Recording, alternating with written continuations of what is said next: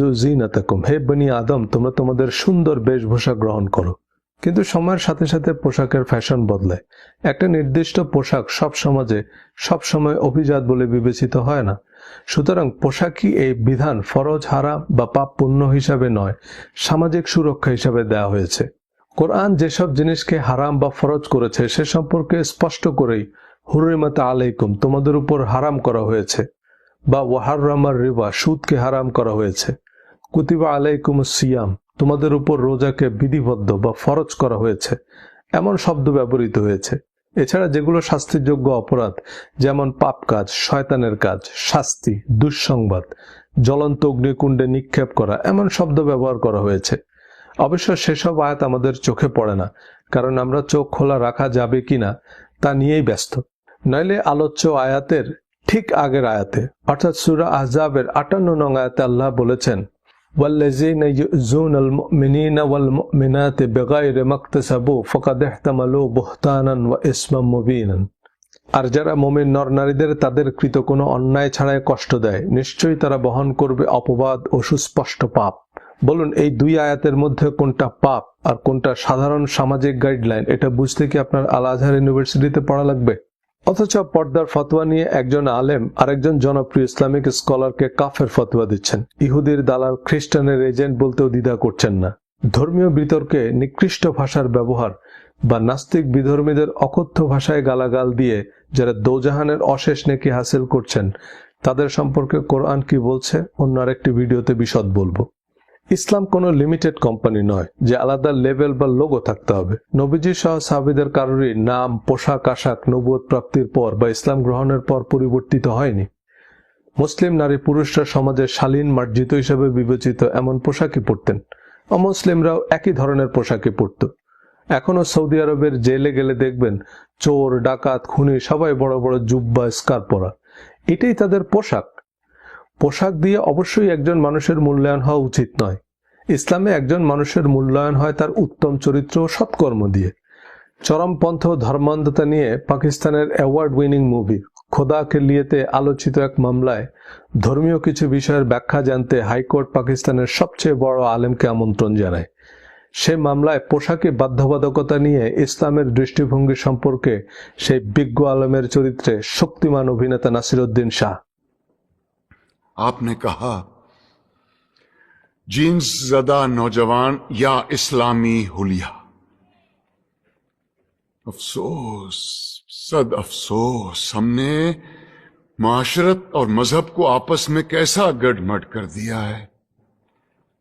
लिबास का ताल्लुक माशरत से है, मजहब से बिल्कुल नहीं।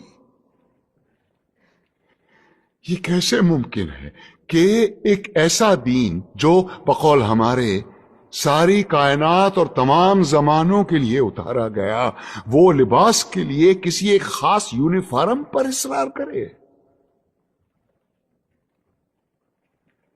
पर हम इतने मासूम हैं कि अलास्का के बर्फीले मैदानों में या न्यूजीलैंड की मुंजमद पहाड़ों में भी अगर कोई इस्लाम कबूल करे तो हम उससे कहेंगे कि इस्लाम की तालीमात तो होती रहेगी, पहले शलवार पहनो और उसे टखनों से ऊपर रखो। और यही रवैया हमारा दाढ़ी के सिलसिले में भी है। लेकिन दाढ़ी तो मौलाना आपने भी इतनी लंबी रखी हुई है।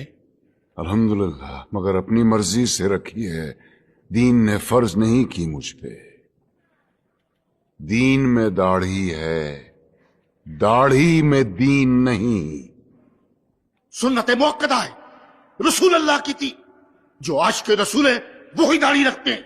बिल्कुल दुरुस्त फरमाया आपने, लेकिन दाढ़ी इश्क का आगाज नहीं, इंतहा है बेटे।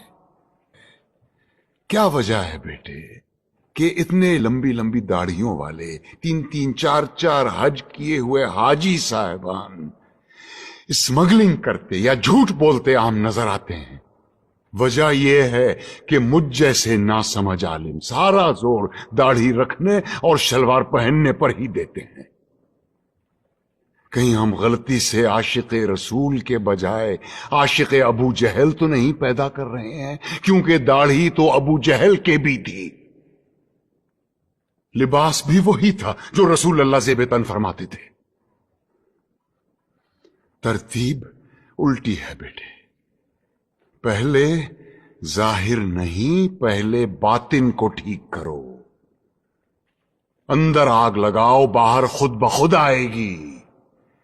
वरना यही होगा कि लोग हराम की कमाई जेब में डाले हलाल गोश्त की दुकान ढूंढते फिर रहे होंगे।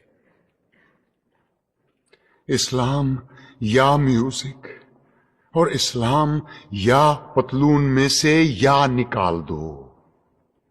ये मत भूलो कि इस मुल्क में इस्लाम की सबसे ज्यादा खिदमत दो ऐसे आदमियों ने की है जिनके दाढ़ी भी नहीं थी और जो कोट पतलून पहना करते थे, मोहम्मद अली जिन्ना और अल्लामा इकबाल। आज तुम बड़े फख्र के साथ इन दोनों के नाम के साथ रहमतुल्लाह अलैह लिखते हो। আবার মেয়েদের সৌন্দর্য প্রদর্শন বা পোশাকের ব্যাপারে অতিরিক্ত সচেতনতার পরামর্শ কেন দেওয়া হয়েছে তা বুঝতে 1400 বছর আগের কোনো সময়ে যেতে হবে না। এখনকার পৃথিবীতে সেক্সুয়াল হ্যারাসমেন্ট, রেপ, নির্যাতন, টিজিং এর যত আইন, তাতে মূলত মেয়েদের সুরক্ষার দিককেই প্রাধান্য দেওয়া হয় বা মেয়েদের নিরাপত্তার জন্যই এসব আইন প্রণয়ন করা হয়।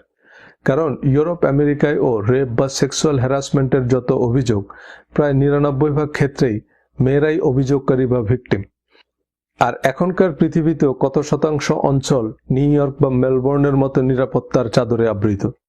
চাইলেই সারা পৃথিবীতে এমন নিরাপত্তা ব্যবস্থা গড়ে তোলা সম্ভব নয়। তাই পোশাকের নিরাপত্তা হচ্ছে সর্বশেষ বা ন্যূনতম সামাজিক সুরক্ষা। কোনো দুর্গম এলাকায় বখাটেদের নজর এড়াতে একটা মেয়ে আত্মরক্ষার্থে ব্যবহার করতে পারে। ঝুঁকিপূর্ণ পোশাক ছাড়া যে কোনো গ্রহণযোগ্য, রুচিশীল বা অভিজাত পোশাকই ইসলামী পোশাক। আমি রেফারেন্স দিয়েছি, আপনারা অন্যান্য অনুবাদ সহ বিস্তারিত চেক করে দেখবেন। এই আয়াতগুলোতে ফরজ, হারাম, পাপ, পুণ্য, বেহেশত, দোজখ এমন কোনো শব্দই নেই। আর কোরআন যা কিছুকে হারাম বা ফরজ বলেনি, সেসব কিছুকে ফরজ বা হারাম বলার কোনো সুযোগ নেই। সুতরাং হিজাব, নিকাব, দাড়ি, টুপি, 3/4 প্যান্ট আপনি ফ্যাশন, পার্সোনাল প্রেফারেন্স হিসাবে বা সাধারণ সামাজিক গাইডলাইন হিসাবে রাখতে পারেন, পড়তে পারেন, ফরজ ওয়াজিব হিসাবে নয়। দেখুন, আমেরিকায় মেয়েরা যে ধরনের পোশাক পরে তাতে তো ছেলেদের উত্তেজনায় মারা যাওয়ার কথা। রিলিজিয়াস মাইন্ডসেট থেকে বের হয়ে দেখলে দেখবেন সৌদি আরবে আমাদের মা বোনরা কি ভয়াবহ শারীরিক বা যৌন নির্যাতনের শিকার। কিন্তু আমেরিকা, ইউরোপে সব অকল্পনীয়। এর প্রধান কারণ আইনি সুরক্ষা। আমেরিকায়, ইউরোপেও রেপ হচ্ছে, কিন্তু সে রেপের কারণ বা তা বন্ধে করণীয় নিয়ে $বিলিয়ন গবেষণা হচ্ছে। এসব গবেষণা নারীদের পোশাক নয়, বরং ধর্ষকের মানসিক অসুস্থতাকেই দায়ী করছে এবং সেটারই প্রতিকারের পরামর্শ দেয়। অনেকে আবার জেনারেল বিজনেস অ্যাটায়ারকে খ্রিস্টানদের পোশাক মনে করে। পোশাকের আবার ইহুদি খ্রিস্টান কি তা আমি জানি না। আমাদের যারা দাড়ি রাখেন না বা যেসব মেয়েরা হিজাব, নেকাব পরে না, এটার পিছনে নাকি খ্রিস্টানদের বিরাট চক্রান্ত আছে। এসব সিম্পলি বিভাজন বা বিচ্ছিন্নতাবাদী মানসিকতা। খ্রিস্টানরা জন্মদিন পালন করে, এই যুক্তিতে মুসলমানদের জন্মদিন পালন হারাম। এভাবে বেদ, বাইবেল, ওল্ড টেস্টামেন্ট থেকে সব বাদ দিলে কম্বলের পশম বাছাইয়ের মতো ইসলাম ধর্মই আর থাকবে না। খ্রিস্টানদের ক্রুশে যে যিশুর মূর্তি, তাতে যিশুর দাড়ি আছে। তার মানে দাড়ি যদি কোনো স্পেসিফিক ধর্মের প্রতীক হয়, তবে সবার আগে তা খ্রিস্ট ধর্মের প্রতীক।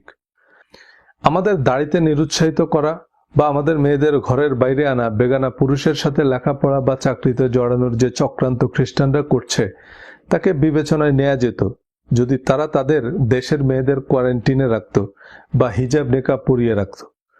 কিন্তু মেয়েরা আমেরিকায় নাইট শিফটে নির্বিঘ্নে কাজ করে, যা খুশি তাই পড়ছে, যেখানে খুশি সেখানেই যাচ্ছে। পোপ ফাদাররাও রীতি হিসাবে দাড়ি রাখেন না, কারণ তারা বাইবেল খুলে দেখেছে দাড়ি, টুপি, হিজাব, নিকাবের সাথে ধর্মের সম্পর্ক নাই। আমরা আমাদের কোরআন খুলে দেখলেও তাই দেখব, কিন্তু পিছনে তাফসিরুল কোরআন মাহফিলের বিশাল ব্যানার দিয়ে কোরআনের সাথে দূর দরাজ সম্পর্কহীন সুপারহিট কিচ্ছাই আমরা শুনি। আল্লাহ যা সহজ করেছেন তাকে কঠিন করে ধর্মভীতি ছড়াচ্ছি। আল্লাহ intends for you ease and does not intend for you hardship.